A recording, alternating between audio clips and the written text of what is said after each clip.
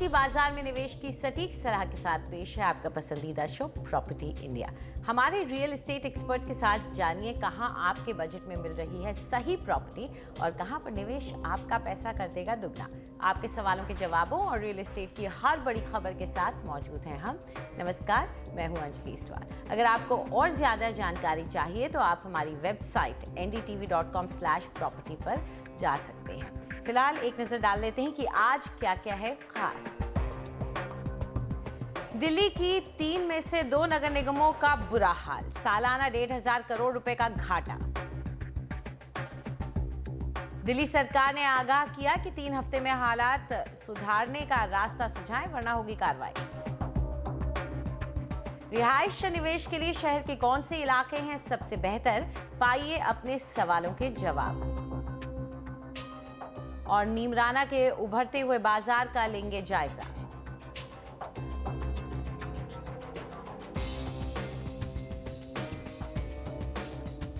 दिल्ली के municipal commissioners को दिल्ली सरकार ने 3 हफ्ते का वक्त दिया है कि या तो आप कॉरपोरेशन को नुकसान से उबारने का कोई रोड मैप दें या फिर आप चलते बने। दरअसल दिल्ली की 3 म्यूनिसिपल कॉरपोरेशन में से 2 खस्ता हाल हैं। पूर्वी दिल्ली म्यूनिसिपल कॉरपोरेशन को सालाना लगभग 500 करोड़ रुपए का नुकसान हो रहा है।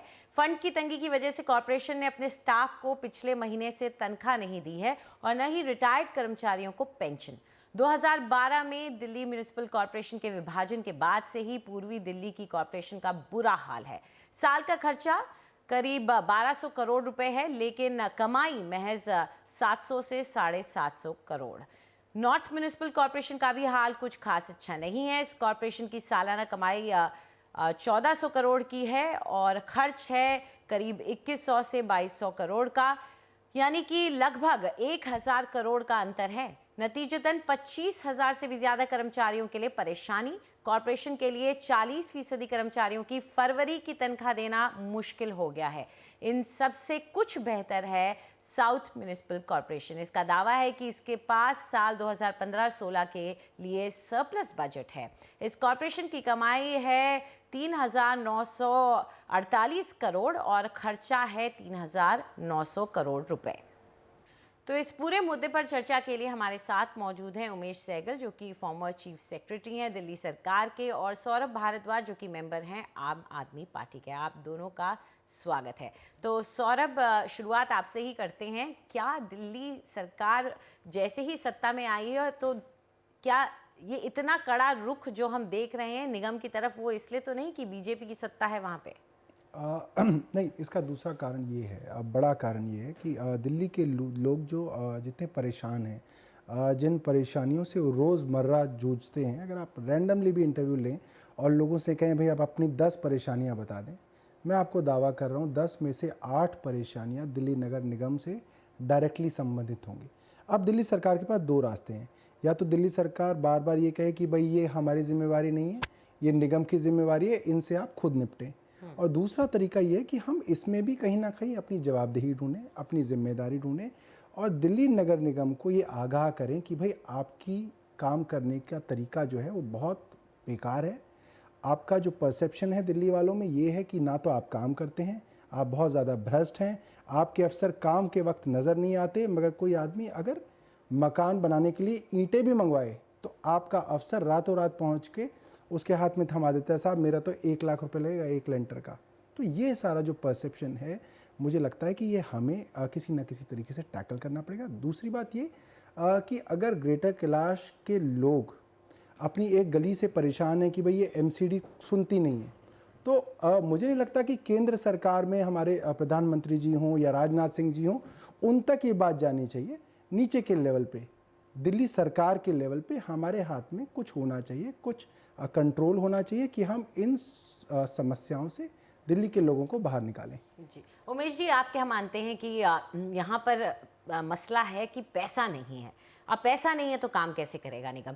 तो ऐसे में क्या दिल्ली सरकार इतनी मदद दे रही है इन निगम को कि वो अपना काम कर सकें? वेल, दिल्ली सरकार का तो रवैया आप देख लीजिए कि जो finance commission, last finance commission की 12 या 13 में रिपोर्ट आ गई थी, अभी तक उसको पब्लिश तक नहीं किया गया। लॉ ये है कि उसको इमीडिएटली असेंबली के सामने रखा जाए या उसको अडॉप्ट किया जाए या रिजेक्ट किया जाए। अब सेंट्रल फाइनेंस कमीशन का देखिए, सेंट्रल फाइनेंस कमीशन जो कि कॉन्स्टिट्यूशनल पोजीशन की बात कर रहा हूँ मैं, स्टैट्यूटरी पोजीशन है यहाँ पे, उसकी इमीडिएटली रिपोर्ट आई, सेंट्रल गवर्नमेंट ने एक्सेप्ट कर ली और वो पब्लिश होगी, जिसमें कि 40% टोटल रेवेन्यू जो सेंटर की है स्टेट्स को दी जा रही है, उसी का कुछ हिस्सा आपको लोकल बॉडीज़ को भी देना है। तो इसी तरीके से, क्योंकि दिल्ली अभी तक पूरी तरीके से स्टेट नहीं है, यूनियन टेरिटरी है, तो डायरेक्टली फाइनेंस कमीशन तो अप्लाई नहीं करती यहाँ, मगर सेंट्रल फंड जब डिवॉल्व करते हैं तो उसी फार्मूला पे किए जाते हैं। अगर वो फार्मूला नहीं फॉलो हो रहा तो दिल्ली गवर्नमेंट अपने राइट में है, कहे कि उस फार्मूला को मेरे लिए भी फॉलो किया जाए, मुझे उसी तरह दिया जाए। मगर इनकी ये ड्यूटी बनती है कि सबसे पहले जो लास्ट फाइनेंस कमीशन की रिपोर्ट आई पड़ी है उसको पब्लिश करें और उसके तहत जो भी फार्मूला दिया गया उसके मुताबिक रेवेन्यूज़ बांटें। दूसरा ये है कि जब ये 3 हिस्सों में बांटी गई थी, 2005 में एक कमेटी बनी थी जिसका मैं भी चेयरमैन था, गवर्नमेंट ऑफ इंडिया ने बनाई थी, और हमने जब ये 3 वाला एग्जामिन किया था, दिल्ली गवर्नमेंट की प्रपोजल थी, तो हमने यही कहा था कि ये डिवीज़न नहीं होनी चाहिए, ना हो सकती है, क्योंकि जिस तरीके से भी आप डिवीज़न करेंगे तो एक कॉरपोरेशन तो सरप्लस हो जाएगी, बाकी 2 कॉरपोरेशन का बुरा हाल हो जाएगा। और बेसिकली अगर आप देखें तो ये चीज़ नोन थी, उसके बावजूद दिल्ली गवर्नमेंट ने, और मैं पॉलिटिकल आदमी नहीं हूँ, पॉलिटिकल बात नहीं कर रहा हूँ, दिल्ली गवर्नमेंट ने इसको 3 हिस्सों में बांटा। 3 हिस्सों में बांट के तब ये एश्योरेंसेस दी गई थी, क्लियर एश्योरेंसेस दी गई थी कि जो जो डेफिसिट हैं इनमें से कॉरपोरेशंस, उनको हम पैसा देंगे और उनके डेफिसिट ग्रांट देंगे और ये डेफिसिट मीट करेंगे। जी चलिए, ये ग्रांट का मुद्दा बहुत अहम है क्योंकि वो ग्रांट का पैसा देखने को नहीं मिला, लोन के तौर पे मिला, वो भी कम मिला जितना ग्रांट कही गई थी। तो क्या आपकी सरकार देने को तैयार है वो पैसा अब निगम को? क्योंकि हम मान लेते हैं, चलिए कांग्रेस ने बोला था, लेकिन आप लोग तैयार हैं? अभी बस हम सरकार के अंदर आए हैं, इस तरीके की जो फाइनेंशियल्स हैं ये सब सरकार देखेगी। जिन लोगों से बातचीत करनी है, बहुत सारे स्टेक होल्डर्स होंगे इसके अंदर, उनको हम बातचीत में इन्वॉल्व करेंगे और जो भी कदम उठाया जा सकता है, अगर उससे दिल्ली के लोगों का फ़ायदा होगा, उस लाइन में आखिरी खड़े हुए आदमी का फ़ायदा होगा, तो हम निश्चित तौर पे वो करने की कोशिश करेंगे। मगर इनएफिशिएंसी को बर्दाश्त नहीं किया जाएगा, सिर्फ इसलिए कि ये सेंट्रल गवर्नमेंट के कंट्रोल में है, सिर्फ इसलिए कि दिल्ली पुलिस सेंट्रल गवर्नमेंट के कंट्रोल में है। हम उनकी इनएफिशिएंसी पे लगातार सवाल उठाते रहेंगे और कोशिश करेंगे कि जितनी मेहनत हम दिन रात दिल्ली के लिए करें, उतनी ही मेहनत म्युनिसिपल कॉरपोरेशंस भी दिन रात लग के दिल्ली के लिए करें। उमेश जी, आप क्या मानते हैं, क्या इनएफिशिएंसी दिल्ली नगर निगम की ये अलग अलग जो भाग है वो उनकी प्रॉब्लम है या पैसे की कमी? बड़ी दिक्कत क्या है? इनएफिशिएंसी अगर आप है तो ठेका नहीं है कि सिर्फ कॉरपोरेशन में इनएफिशिएंसी है। दिल्ली के कई विभागों में बहुत ज़्यादा इनएफिशिएंसी है और भारत सरकार के कई विभागों में इनएफिशिएंसी है, तो वो एक कॉमन फैक्टर है, वो सब जगह रिमूव होनी चाहिए। पॉइंट मैं ये कह रहा हूँ कि जब फाइनेंस कमीशन की रिपोर्ट आई है तो उसको आपने पब्लिश क्यों नहीं किया, उसके मुताबिक आपने रिसोर्सेज डिवॉल्व क्यों नहीं की? एक पहला क्रिटिकल इशू है, जब आपने 3 डिवाइड कर दिए जो कि कोई भी डिमांड नहीं थी और 3 को कॉरपोरेशन तब भी अपोज कर रही थी, और आपने जब डिसीजन ली तो उसका जो खवाजा भरना है वो आपको भुगतना चाहिए, ना कि वहाँ के लोगों को, जो कि आज साफ है कि वो भुगत रहे हैं, क्योंकि पैसा नहीं है कॉरपोरेशन के पास, सड़कें नहीं रिपेयर हो रही, खड़ंजे नहीं बन रहे, वगैरह वगैरह, जो कुछ भी हो रहा है, या सैलरीज नहीं मिल रही स्टाफ को।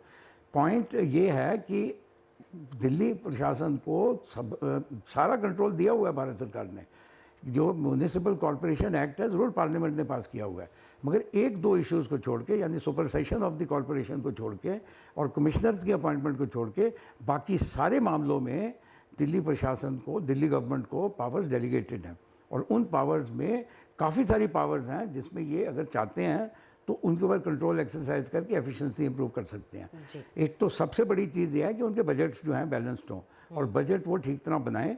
उसके लिए सिर्फ शो कॉज नोटिस की ज़रूरत नहीं है, उसके लिए आपको उनकी हेल्प भी करनी चाहिए।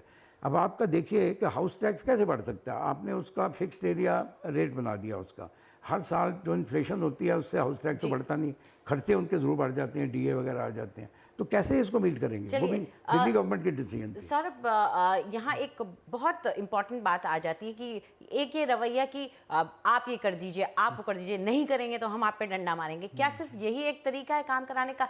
जो बात की जा रही है, मदद करके क्यों नहीं काम हो सकता? बिल्कुल, मुझे लगता है कि मदद करने की कोशिश है, और इसीलिए पहले बॉल उनके कोर्ट में ही डाली गई है। ये नहीं कहा गया कि आप ये सारी चीज़ें करेंगे और आपको ये करनी है। हमने उन्हें कहा है, और ये नहीं कहा कि आप 3 हफ्ते में 2 हफ्ते में कर दीजिए। हमने ये कहा है कि आप एटलीस्ट एक प्लान तो लाइए, आपके पास कोई रोड मैप तो होना चाहिए कि आप किस तरीके से अपने कॉर्पोरेशंस को बेहतर बनाएंगे। वो रोड मैप लेके आएँ, उसमें वो बताएं कि ये चीज़ें हैं जो हमें दिल्ली सरकार से चाहिए, ये चीज़ें हैं जो हमें केंद्र सरकार से चाहिए, और उनके साथ मिलके उनको कॉन्फिडेंस में लेके दिल्ली सरकार उनके साथ काम करने के लिए तैयार है।